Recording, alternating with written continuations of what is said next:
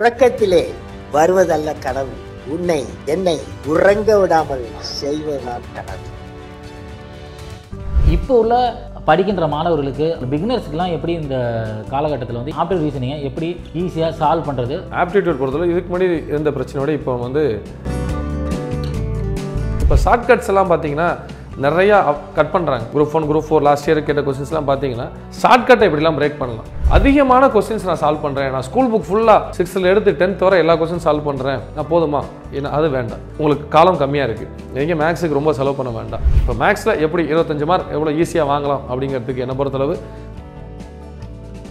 பொதுவாக கிளாஸ் எடுக்கும் போது சரி, எப்போவுமே நான் சொல்கிற ஒரே விஷயம் என்னென்னா, மாணவர்கள்ட்ட மேக்ஸை ஃபஸ்ட்டு சால்வ் பண்ணாதீங்க.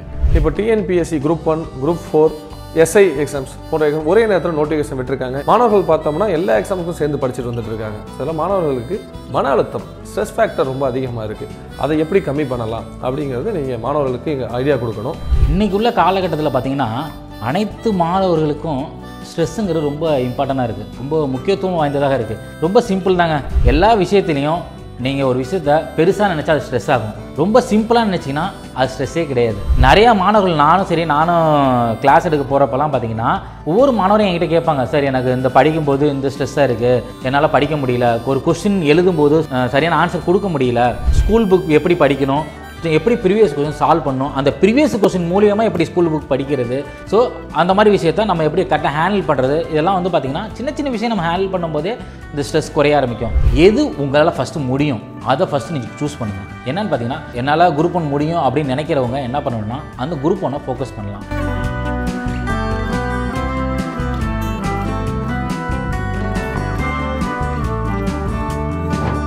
வெல்கம் டு துளிர் ஐஏஎஸ் அகாடமி. இந்த வீடியோவில் நம்ம என்ன பார்க்க போகிறோம்னு பார்த்தீங்கன்னா, டிஎன்பிஎஸ்சி டிஎன்யூஎஸ்ஆர்பிக்கான நோட்டிஃபிகேஷன் வந்திருக்கு. இந்த வந்ததுலேருந்து பார்த்தீங்கன்னா நிறைய பேருக்கு, பல மாணவர்களுக்கு பல சந்தேகங்கள்லாம் வந்திருக்கு. அந்த சந்தேகங்களுக்கான தீர்வுக்கான வீடியோ தான் இது. வணக்கம் சார்.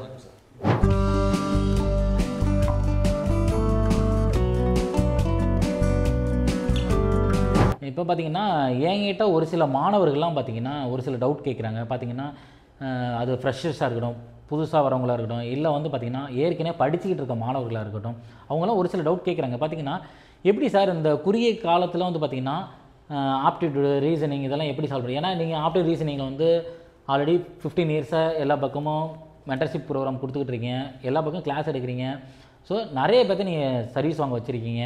அதில் வந்து பார்த்திங்கன்னா டிஎன்யூஎஸ்ஆர்பியில் நிறைய பேர் உங்ககிட்ட படித்தவங்களாம் நிறைய பேர் எக்ஸாம் கிளியர் பண்ணியிருக்காங்க. அதுவும் பார்த்திங்கன்னா டிஎன்பிஎஸ்சி கிளியர் பண்ணியிருக்காங்க. இப்போ உள்ள படிக்கின்ற மாணவர்களுக்கு இந்த அது மாதிரி பிகினர்ஸுக்கு மெயினாக சொல்லணும், பிகினர்ஸுக்குலாம் எப்படி இந்த காலகட்டத்தில் வந்து இந்த இவ்வளோ குறுகிய காலத்தில் எப்படி ஆப்டிடியூட் ரீசனிங்கை எப்படி ஈஸியாக சால்வ் பண்ணுறது, அதை கொஞ்சம் சொல்லுங்கள் சார். ஆப்டிடியூட் பற்றி நீங்கள் கொஸ்டின் கேட்டுருக்கீங்க, தேங்க்யூ சார். நம்ம அதை பற்றி பேசலாம். ஆப்டிடியூட் பொறுத்தவரை இதுக்கு முன்னாடி இருந்த பிரச்சனையோட இப்போ ஆப்டிடியூட் பார்த்தீங்கன்னா நமக்கு டிஎன்பிஎஸ்சி பார்த்தீங்கன்னா 25 கொஸ்டினை பிரித்து கொடுத்துட்டாங்க. 15 மார்க் ஆப்டிடியூடும் 10 கொஸ்டின் ரீசனிங் கொடுத்துட்டாங்க. ஸோ மாணவர்களுக்கு முக்கியமாக இருக்க பிரச்சனை என்னென்னா, சமச்சீர் கல்வி புத்தகத்தை மட்டும் படித்தா போதும், நான் ரீசனிங் கிளியர் பண்ணிடலாமா, ஆப்டிடியூட் கிளியர் பண்ணிடலாமா, 25 மார்க் எடுத்துடலாமா, அந்த கொஸ்டினை டிஎன்பிஎஸ்சியை பிரேக் பண்ணிட்டாங்க. ஏன்னா 25 கொஸ்டின் சொல்லியிருக்கும் போது சமச்சீர் கல்வி புக்கை மட்டும் படித்தா போதும், குரூப் 4 அதில் தான் வரும்னு சொல்லுவாங்க. இப்போது ரீசனிங் ஒன்று ஆட் பண்ண வாசி கண்டிப்பாக ஸ்கூல் புக்கில் மட்டும் வரப்போகிறது இல்லை அப்படிங்கிற விஷயம் கிளியர் கட்டாக தெரிஞ்சிருச்சு. டிஎன்யூஎஸ்ஆர்பி பார்த்தீங்கன்னா அவங்க 40 கொஸ்டின் கொடுத்துருப்பாங்க, அதில் எப்பவும் பார்த்தோம்னா 30 கொஸ்டின் ரீசனிங் தான் இருக்கும். ஸோ அது ஸ்கூல் புக்கில் தான் வரல அப்படிங்கிற விஷயம் கிளியர். நம்ம என்ன பண்ணணும், நம்ம ஆப்டிடியூட் பொறுத்தவரை பிகினர்ஸாக இருக்காங்க வரும்போது பேசிக் ஐடியாஸில் நம்ம ஸ்ட்ராங்காக இருக்கணும் சார். எப்போவுமே நம்ம ஒரு மல்டிப்ளிகேஷன், ஒரு பெருக்கல், ஒரு டிவிஷன், ஒரு ஸ்கொயர் நம்பராக இருக்கட்டும், ஒரு கியூப் நம்பராக இருக்கட்டும், இதில் அவங்க ஸ்ட்ராங்காக இருக்கணும். நம்ம உதாரணத்துக்கு பெருக்க சொல்கிறோம், ஒரு 22 × 15 என்ன அப்படின்னு கேட்கும்போது கொஞ்சம் அந்த மல்டிப்ளிகேஷனை ஸ்பீடாக பண்ணணும். இப்போ ஷார்ட்கட்ஸ் எல்லாம் பார்த்தீங்கன்னா நிறையா கட் பண்ணுறாங்க. டிஎன்பிஎஸ்சி கொஸ்டின்ஸ் பார்த்தீங்கன்னா குரூப் 1 குரூப் 4 லாஸ்ட் இயர் கேட்ட கொஸ்டின்ஸ்லாம் பார்த்தீங்கன்னா ஷார்ட்கட்டை எப்படிலாம் பிரேக் பண்ணலாம், மாணவர்கள் வந்து ஷார்ட்கட் ஐடியாவில் ஆன்சர் பண்ணுறது எப்படி பிரேக் பண்ணலாம் அப்படிங்கிறத பார்க்குறாங்க. இன்னும் குரூப் 1 பார்த்தீங்கன்னா டைம் எடுக்க வைக்கிறாங்க. கொஸ்டின்ஸ் வந்து பார்த்தீங்கன்னா அந்த மல்டிப்ளிகேஷன் டிவிஷன்ஸ் வந்து நிறையா பண்ணி டைம் எடுத்து சால்வ் பண்ண வைக்க பார்க்குறாங்க. குரூப் 4 பொறுத்தளவு பார்த்தோம்னா ஆன்சர் எப்படி பண்ணுறாங்க, அந்த மல்டிப்ளிகேஷன் டிவிஷன் அவங்க டைம் எப்படி ஸ்பெண்ட் பண்ண வைக்கிறோம் தான் பார்க்குறாங்க. அதனால் நம்ம பேசிக்கில் ஸ்ட்ராங்காக இருக்கணும், ஃபஸ்ட்டு பாயிண்ட். இன்னொன்று, அதிகமான கொஸ்டின்ஸ் நான் சால்வ் பண்ணுறேன், நான் ஸ்கூல் புக் ஃபுல்லாக 6th எடுத்து 10th வரை எல்லா கொஸ்டின் சால்வ் பண்ணுறேன், நான் போதுமா? ஏன்னா அது வேண்டாம், உங்களுக்கு காலம் கம்மியாக இருக்குது, நீங்கள் மேக்ஸுக்கு ரொம்ப செலவு பண்ண வேண்டாம். மாடல்ஸை பாருங்கள். ப்ரீவியஸ் இயர் கொஸ்டின் 2015 எடுத்து இப்போ வரை சால்வ் பண்ணலாமா, ஸ்கூல் புக் ஃபுல்லாக சால்வ் பண்ணலாமா, அதெல்லாம் வேண்டாம். மாடல்ஸில் ஸ்ட்ராங்காக இருங்க. ஒரு சாப்டர் எடுத்துக்கிட்டிங்கன்னா ஒரு 20 மாடல் 30 மாடல் தான் இருக்கும். அந்த மாடல்ஸில் பசங்க ஸ்ட்ராங்காக இருக்கணும். அந்த மாடல்ஸில் ஸ்ட்ராங்காக இருந்தாங்கன்னா எக்ஸாம்ஸில் அவங்க வந்து கேட்குற கொஸ்டின் பார்த்தீங்கன்னா நம்பர் தான் மாறும், மாடல் மாறாது. ஸோ இவங்க அந்த மாடலில் ஸ்ட்ராங்காக இருந்தாங்கன்னா அவங்க என்ன வேணாலும் கேட்டாலும் ஆன்சர் பண்ணலாம்.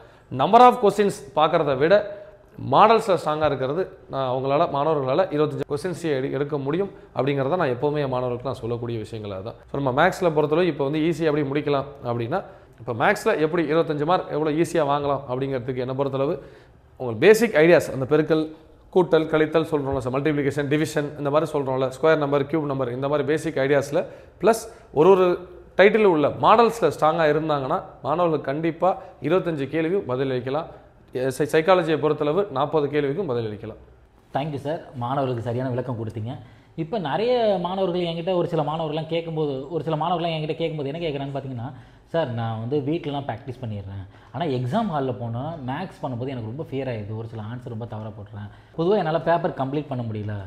ஸோ அதை பற்றி மாணவர்களுக்கு ஒரு சில கருத்துக்களை சொல்லுங்கள் சார். ஓகே சார், பொதுவாக கிளாஸ் எடுக்கும்போது சரி எப்போவுமே நான் சொல்கிற ஒரே விஷயம் என்னென்னா, மாணவர்கள்ட்ட மேக்ஸை ஃபஸ்ட்டு சால்வ் பண்ணாதீங்க. மேக்ஸில் நீங்கள் எவ்வளோ வேணால் நீங்கள் வந்து மேக்ஸ் ரொம்ப நம்ம நல்லா சால்வ் பண்ணிட்டேன், மேக்ஸில் நான் வந்து 25 எடுக்க முடியும் நான் சொல்கிறேன்.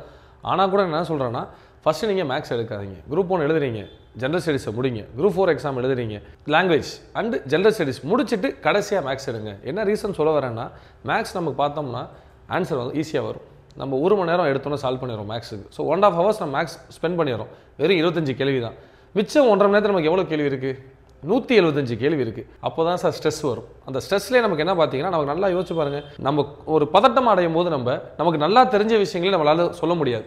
ஈவன் நம்ம பதட்டமாக இருக்கும்போது நம்ம ஃபோன் நம்பரே நம்மளால் கரெக்டாக சொல்ல முடியாது. ஸோ அந்த பதட்டம் வரக்கூடாது. ஃபஸ்ட்டு ஜென்ரல் ஸ்டடீஸ் முடிச்சிடலாம். உங்களுக்கு அந்த 25 மார்க் விட்டுருங்க. 175 கொஸ்டின்ஸ் பொறுத்தளவு நம்ம 2 மணி நேரத்தில் முடிக்க முடியும். மிச்சம் 1 மணி நேரம் இருக்குது. அப்போ நமக்கு இருக்க போகிற கொஸ்டினே 25 தான். அப்போ நம்ம ஆட்டோமேட்டிக்காக ரிலாக்ஸ்டாக ஃபீல் பண்ண போகிறோம். 1 மணி நேரம் இருக்குது, 25 கொஸ்டின் தான். அப்படிங்கும்போது நமக்கு ஆன்சர்ஸ் மேக்ஸ் ஈஸியாக வரும். இன்னொன்று என்னென்னா, 25 கேள்வியில் சார் உங்களுக்கு பார்த்தோம்னா ஒரு 5 கேள்வி தான் ரொம்ப டஃப்பாக இருக்க போகுது. 10 கேள்வி ரொம்ப ஈஸியாக இருக்கும், 10 மாடரேட்டாக இருக்கும், 5 டஃப்பாக இருக்க போகுது. எடுத்தோன்னே அந்த டஃப்பான கொஸ்டின் சால்வ் பண்ண வேண்டாம். ஒரு கொஸ்டின் எடுத்து ஆன்சர் பண்ணும்போது ஆன்சர் வரல, விட்டுட்டோம். அந்த நம்பரை கடைசி பேஜில் குறித்து வச்சுக்கிட்டு மிச்ச கொஸ்டின் சால்வ் பண்ண ஆரம்பிக்கும் போது நமக்கு சால்வ் பண்ணிட்டே வரும்போது 5 கொஸ்டின் தெரியாமல் இருக்கட்டும், 10 கொஸ்டின் தெரியாமல் இருக்கட்டும், அந்த 15 கேள்வி சால்வ் பண்ணும்போது பார்த்தீங்கன்னா நம்பர் விட்டுருக்காங்களே, அந்த கொஸ்டினுக்கான ஐடியா க்ளூ கிடைக்கும். ஸோ அந்த க்ளூ கிடைக்கும் போது அந்த கொஸ்டின் நம்ம எலிமினேட் பண்ணிட்டே வந்துட்டு இருக்கலாம். கடைசியாக ஒரு 2 கொஸ்டின் 3 கொஸ்டின் வரும்போது ஸோ நம்ம இந்த ஐடியாஸ்லாம் யூஸ் பண்ணும்போது நமக்கு அந்த கொஸ்டினுக்கான ஐடியா கிடைக்கும். இப்படி நம்ம சார்ட் அவுட் பண்ணி சால்வ் பண்ணலாம். இதுதான் நம்ம பண்ணுறது. மாணவர்கள் பண்ணும்போது ஏன் டைம் வேஸ்ட் பண்ண முடியல, எனக்கு ஏன் பத்தலைன்னு சொல்கிறாங்கன்னா, நான் கேட்டு பாருங்கள் நல்லாவே. நம்ம கேட்க போகும்போது நீங்களும் கேட்டிருப்பீங்க, நானும் கேட்டிருக்கேன். என்ன சொல்லுவாங்கன்னா, சார் மேக்ஸ் ஈஸியாக இருந்துச்சு, ஃபஸ்ட்டு ஒருத்தனை மேக்ஸ் அட்டன் பண்ணலாம்னு நினச்சேன், நான் ரொம்ப நேரம் மேக்ஸை சால்வ் பண்ணிட்டேன், பின்னாடி முடியலன்னு சொல்லுவாங்க. இன்னொன்று இல்லைனா, நான் வந்து ஒரு கொஸ்டின் எடுத்தேன் சார், அதுவே யோசிச்சுட்டு இருந்துட்டேன். மேக்ஸோட பிரச்சனை தான் சார், நம்ம 25 கொஸ்டின்ஸ் எடுத்தோன்னு அட்டன் பண்ணி மார்க்கும் வரும். ஒரு கொஸ்டின் தப்பாக போயிடுச்சு, 23 கொஸ்டின் கரெக்டாக எழுதிருப்பாங்க, 2 கொஸ்டின் வந்து நிற்கும். அப்போ என்ன பண்ணுவாங்க, இந்த 2 கொஸ்டின் அப்படி விட்டுட்டு போகிறதுன்ட்டு அதிலேயே டயத்தை வேஸ்ட் பண்ணிடுவாங்க. ஸோ இதுதான் சார் ப்ராப்ளம் வருது. என்னை பொறுத்தளவு மேக்ஸ் நம்ம டைம் மேனேஜ்மெண்ட் பண்ண முடியலையா, ஆப்டிடியூட் அண்ட் ரீசனிங்கை எக்ஸாமில் லாஸ்ட்டாக அட்டன் பண்ணுங்கள், அதான் நான் சொல்ல வருது. அதுலேயும் கொஸ்டின் தெரியலையா, அந்த நம்பர் விட்டுட்டு அடுத்த கொஸ்டின் போங்க, கண்டிப்பாக கம்ப்ளீட் பண்ணலாம். பேப்பர் அந்த பதட்டம் இல்லாமல் பேப்பரை முடிக்க முடியும்.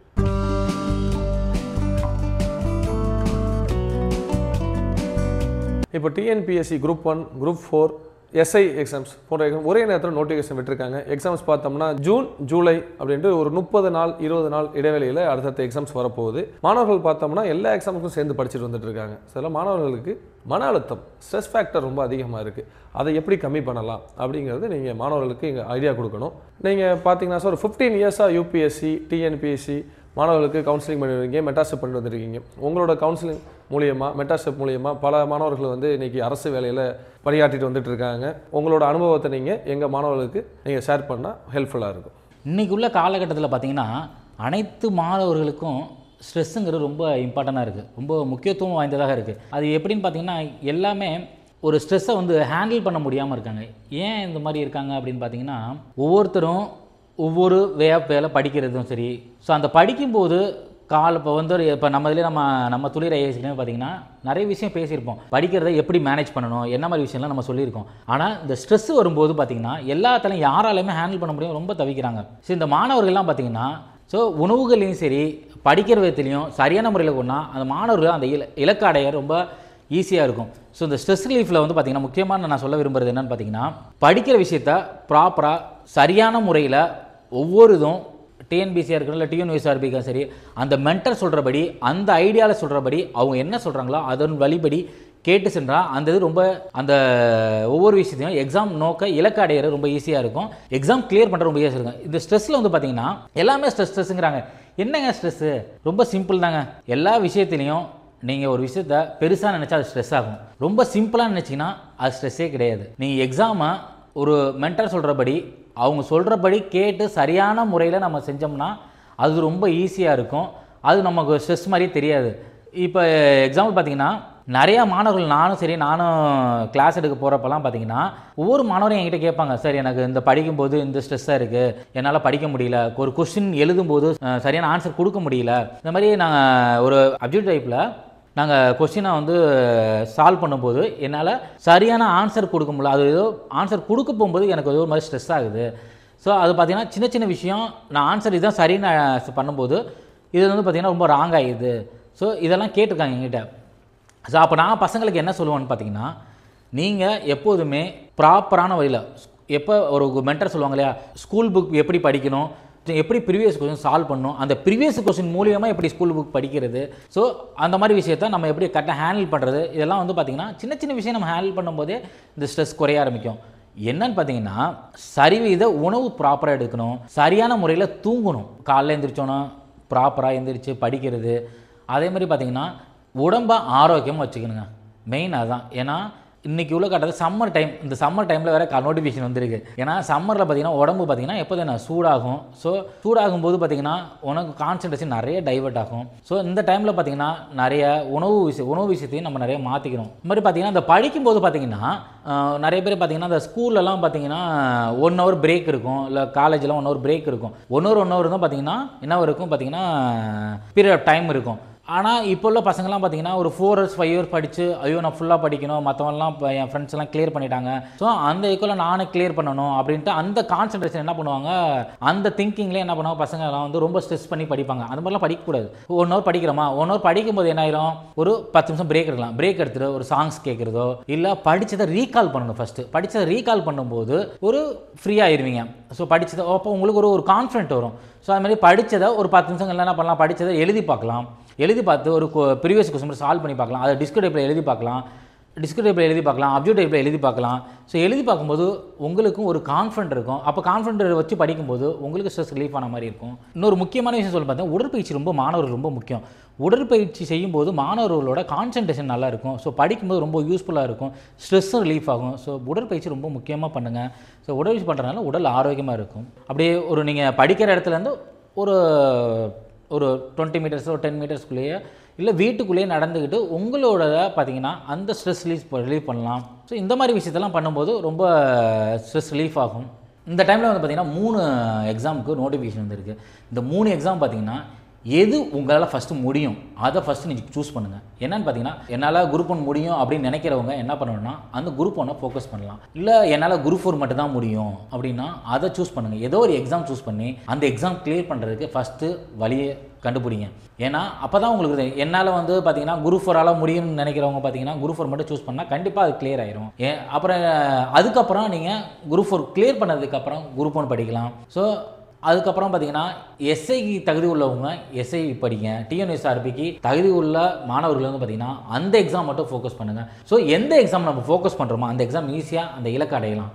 Thank you sir. இப்போ நீங்கள் பேசும்போது நிறைய முக்கியமான ஃபேக்டர்ஸ் பற்றி பேசுனீங்க. ஸ்ட்ரெஸ் ஃபேக்டர் அண்ட் கான்சன்ட்ரேட் பண்ணி படிக்கும்போது நீங்கள் ஸ்ட்ரெஸ் பண்ண ஃபேக்டர்ஸ் பார்த்தோம்னா ஹெல்த்தி லைஃப் ஸ்டைல் அண்டு அல்ல ஒரு உணவு பழக்க வழக்கம் பற்றி பேசியிருந்தீங்க. இதோட முக்கியத்துவம் பற்றி எங்களுக்கு சொல்ல முடியுமா சார்? நம்ம ஸ்டூடெண்ட்ஸ்க்காக ஹெல்த் ஃபேக்டர் அண்ட் உணவு பழக்கங்களுக்கு சரியாக இருந்தால் அது எந்த அளவுக்கு வந்து அவங்கள ஸ்ட்ரெஸ்ஸை குறைக்கிறதுக்கும் அவங்க கான்சன்ட்ரேட் பண்ணி படிக்கிறதுக்கும் எவ்வளோ ஹெல்ப்ஃபுல்லாக இருக்குங்கிறத நம்ம ஸ்டூடெண்ட்ஸ் கொஞ்சம் ஷேர் பண்ணுவாங்க. கண்டிப்பாக சொல்கிறேன். இதில் வந்து பார்த்திங்கன்னா இந்த சம்மர் டைமில் வந்து பார்த்திங்கன்னா நிறைய பசங்க பார்த்திங்கன்னா ஒரு ஃபாஸ்ட் ஃபுட்டில் போய் சாப்பிட்றது. ஃபாஸ்ட் ஃபுட்லாம் இந்த டைமில் பார்த்திங்கன்னா சாப்பிட்றது குறைக்கணும். என்னென்னு பார்த்திங்கன்னா